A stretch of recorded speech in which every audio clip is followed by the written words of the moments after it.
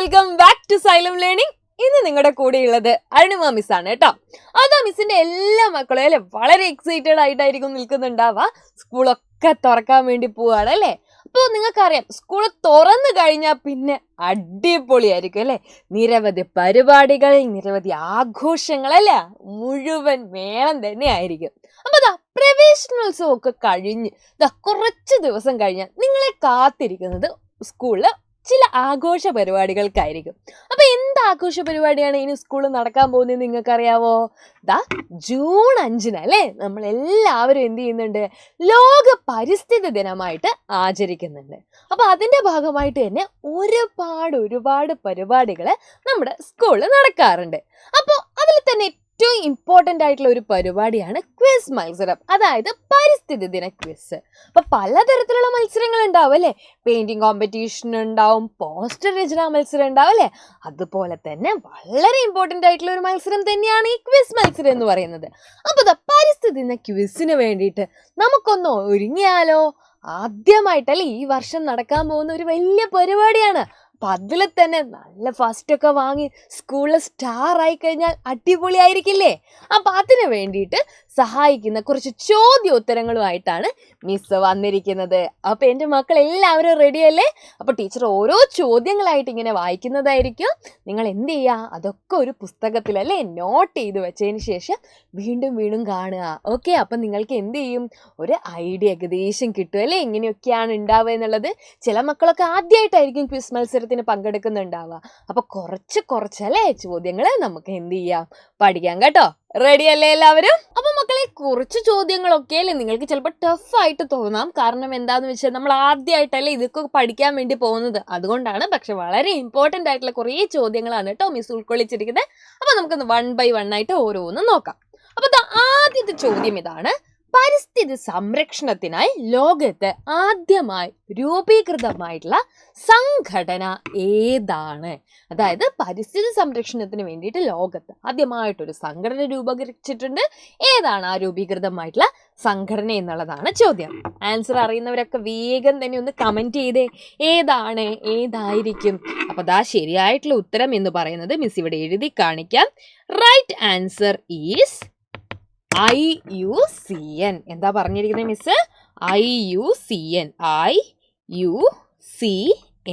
ഇതാണ് കേട്ടോ ലോകത്ത് ആദ്യമായിട്ട് പരിസ്ഥിതി സംരക്ഷണത്തിനായിട്ട് രൂപം കൊള്ളുന്ന സംഘടന എന്ന് പറയുന്നത്.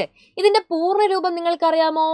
International union for conservation of nature and natural resources. പ്രകൃതിയെയും പ്രകൃതി വിഭവങ്ങളെയും സംരക്ഷിക്കാൻ വേണ്ടിയിട്ടുള്ള ഒരു ആഗോള സംഘടനയാണ് IUCN എന്ന് പറയുന്നത്. ക്ലിയർ അല്ലേ എല്ലാവർക്കും? ഇനി നമുക്ക് അടുത്ത ചോദ്യം നോക്കാം കേട്ടോ. ഇന്ത്യൻ പരിസ്ഥിതി ശാസ്ത്രത്തിന്റെ മാതാവ് എന്ന് പറയുന്നത് ആരാണല്ലേ? എൻവയോൺമെന്റ് സയൻസിന്റെ മദർ ആയിട്ട് നമ്മൾ ആരെയാണ് കൺസിഡർ ചെയ്യുന്നത്, അല്ലെങ്കിൽ ആരെയാണ് പറയുന്നത് എന്നാണ് അടുത്ത ചോദ്യം. അറിയാമോ നിങ്ങൾക്ക്? ശരിയായിട്ടുള്ള ഉത്തരം എന്ന് പറയുന്നത് മേധ പട്കർ ആണ്. എന്താണ് ശരിയായിട്ടുള്ള ഉത്തരം? മേധ പട്കർ. എല്ലാവർക്കും ക്ലിയർ ആണെന്ന് മിസ് വിചാരിക്കുകയാണ്. ഇനി നമുക്ക് അടുത്ത ചോദ്യത്തിലേക്ക് പോവാം കേട്ടോ. അപ്പൊ മേധ പട്കറുടെ മറ്റൊരു വിശേഷണം കൂടെ മിസ് പറഞ്ഞു തരാം. നർമ്മദ ബച്ചാവോ ആന്തോളൻ എന്നുള്ള സംഘടന അല്ലെ, അല്ലെങ്കിൽ ആ ഒരു പ്രസ്ഥാനത്തിന് രൂപം കൊടുത്ത ആൾ കൂടിയാണ് മേധ പട്കർ എന്ന് പറയുന്നത്. Okay, clear. ഇനി അടുത്ത ചോദ്യം നോക്കണേ നിങ്ങള്. കേരളത്തിൽ ഏറ്റവും കൂടുതൽ കണ്ടൽ വനങ്ങളുള്ള ജില്ല ഏതാണ്? കണ്ടൽക്കാടുകൾ നിങ്ങൾ കണ്ടിട്ടുണ്ടാവും അല്ലെ. അപ്പൊ ഏറ്റവും കൂടുതൽ കേരളത്തിൽ കണ്ടൽ കാടുകൾ എവിടെയാണെന്നാണ് ചോദിച്ചത്. ഒരുപാട് തവണ ക്വിസ് മത്സരങ്ങൾക്ക് ചോദിക്കുന്ന ഒരു ചോദ്യമാണ് കേട്ടോ. എവിടെയാണെന്ന് അറിയാവോ? കണ്ണൂരാണ് ശരിയായിട്ടുള്ള ഉത്തരം. എവിടെയാണ്? കണ്ണൂർ. അപ്പോൾ കണ്ടൽക്കാടുകളുടെ സംരക്ഷണത്തിന് വേണ്ടി ജീവിതം മാറ്റിവെച്ച കല്ലേൽ പൊക്കുടൻ എന്ന് പറയുന്ന ഒരാൾ കൂടി ഉണ്ട് കേട്ടോ. അപ്പൊ കല്ലേൽ പൊക്കുടൻ ആരാണെന്ന് ചോദിച്ചു കഴിഞ്ഞാൽ കണ്ടൽക്കാടുകളുടെ സംരക്ഷകൻ എന്ന് അറിയപ്പെടുന്ന ആളാണെന്ന് കൂടെ നിങ്ങൾ എന്ത് ചെയ്യുക, ഒന്ന് ഓർത്ത് വെക്കുക. റെഡി? അപ്പൊ അടുത്ത ചോദ്യങ്ങൾ നമുക്ക് നോക്കാം. അടുത്ത ചോദ്യം ഇതാണ്: പരിസ്ഥിതിയെയും അതിന്റെ സംരക്ഷണത്തിനെയും സൂചിപ്പിക്കുന്നതിന് നമ്മൾ ഉപയോഗിക്കുന്ന നിറം ഏതാണ്? അല്ലെ, എൻവയോൺമെന്റൽ റിസർച്ച് അല്ലെങ്കിൽ എൻവയോൺമെന്റൽ സ്റ്റഡീസ് ഇതിനെയൊക്കെ സൂചിപ്പിക്കാൻ വേണ്ടിയിട്ട് നമ്മൾ ഏത് കളറാണ് യൂസ് ചെയ്യുന്നത്? സിമ്പിൾ ക്വസ്റ്റ്യൻ ആണ്. ഏത് കളറാണ്? ഗ്രീൻ. അല്ലെ, ഗ്രീൻ ആണ് നമ്മൾ യൂസ് ചെയ്യുന്നത്. പച്ച നിറമാണ് അല്ലെ നമ്മൾ യൂസ് ചെയ്യാറ് എല്ലാ പ്രകൃതിയെ കുറിച്ച് കാണിക്കാൻ അല്ലെ. നല്ല പച്ച ഇലകളൊക്കെ നമുക്ക് ഓർമ്മ വരുന്നില്ലേ? അത് നിങ്ങൾ എന്ത് ചെയ്താൽ മതി? ആലോചിച്ച് വെച്ചാൽ മതി കേട്ടോ. ഇനി അടുത്തൊരു ഇമ്പോർട്ടൻറ്റ് ക്വസ്റ്റ്യൻ ആണ്, എന്നാണ് ഭൗമദിനമായിട്ട് നമ്മൾ ആചരിക്കുന്നത്? ഈ അടുത്ത കാലത്തായിരുന്നു. പേപ്പറൊക്കെ വായിക്കുന്ന മക്കളുണ്ടെങ്കിൽ ഉറപ്പായിട്ടും കിട്ടും. എപ്പോഴാണ് അല്ലെ നമ്മൾ ഭൗമദിനം ആചരിക്കുന്നത്? അല്ലെ, വേൾഡ് എർത്ത് ഡേ എപ്പോഴാണ് എന്നുള്ളതാണ് മക്കൾ എന്ത് ചെയ്യേണ്ടത്? ആൻസർ ചെയ്യേണ്ടത്. എപ്പോഴായിരുന്നു പറഞ്ഞ എല്ലാവരും? യെസ്, കറക്റ്റ് ഉത്തരം എന്ന് പറയുന്നത് ഏപ്രിൽ 22 നമ്മൾ എന്ത് ചെയ്യുന്നത്? ഭൗമദിനമായിട്ട് ആചരിക്കുന്നത്. അപ്പൊ ഇതിനോടനുബന്ധിച്ചിട്ട് തന്നെ നിങ്ങൾക്ക് കാലാവസ്ഥ ദിനവും ജലദിനവും മണ്ണ് ദിനവും ഒക്കെ എന്ത് ചെയ്യാം? പഠിച്ചു വെക്കാം. മിസ് വേണമെങ്കിൽ ഒരു ക്ലൂ തരാം. മാർച്ച് മാസത്തിലാണ്. അപ്പൊ എന്ത് ചെയ്യുക? അത് ഏത് ദിവസമാണെന്ന് മറന്നു പോവാതെ തന്നെ എന്ത് ചെയ്യുക? പഠിച്ചിട്ട് വെക്കുക കേട്ടോ. ക്ലിയർ അല്ലേ?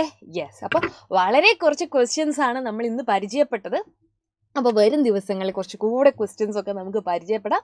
അപ്പോൾ എല്ലാവർക്കും ഇന്നത്തെ ഈ ഒരു വീഡിയോ ഇഷ്ടപ്പെട്ടു എന്ന് മിസ് വിചാരിക്കുകയാണ്.